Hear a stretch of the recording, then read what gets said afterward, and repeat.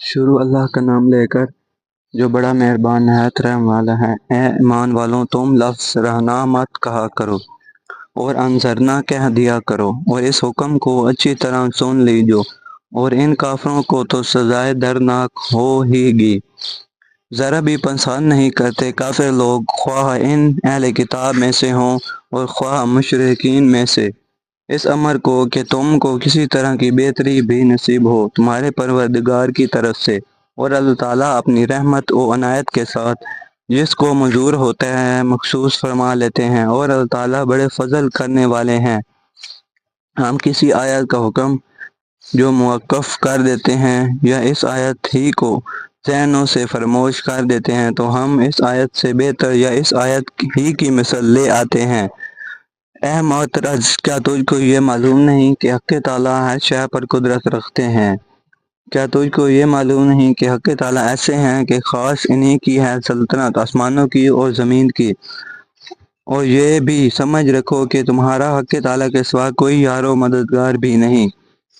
ہاں، کیا تم یہ چاہتے ہو کہ اپنے رسول صلی اللہ علیہ وسلم سے بیجا درخواستیں کرو، جیسا کہ اس کے قبل حضرت موسیٰ علیہ السلام سے بھی ایسی درخواستیں کی جا چکی ہیں؟ اور جو شخص ایمان لانے کے کفر کی باتیں کرے، اور جو شخص بجائے ایمان لانے کے کفر کی باتیں کرے، بلا شک وہ شخص راہ راست سے دور جا پڑا۔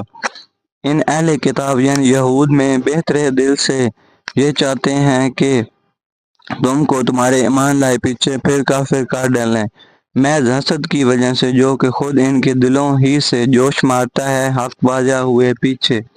خیر، اب تو معاف کرو اور درگزر کرو جب تک حق تعالیٰ اس معاملے کے متعلق اپنا حکم قانون جدید بھیجیں۔ بے شک اللہ تعالیٰ ہر چیز پر قادر ہیں۔ اور صرف نماز میں پابندی سے پڑھے جاؤ اور زکوٰۃ دیے جاؤ، اور جو نیک کام بھی اپنی بھلائی کے واسطے جمع کرتے رہو گے، حق تعالیٰ کے پاس پہنچ کر اس کو پالو گے، کیونکہ اللہ تعالیٰ تمہارے سب کیے ہوئے کاموں کو دیکھ بھال رہے ہیں۔ اور یہود اور نصاری یوں کہتے ہیں کہ بہشت میں ہرگز کوئی نہ جانے پاوے گا بجز ان لوگوں کے جو یہودی ہوں یا ان لوگوں کے جو نصرانی ہوں۔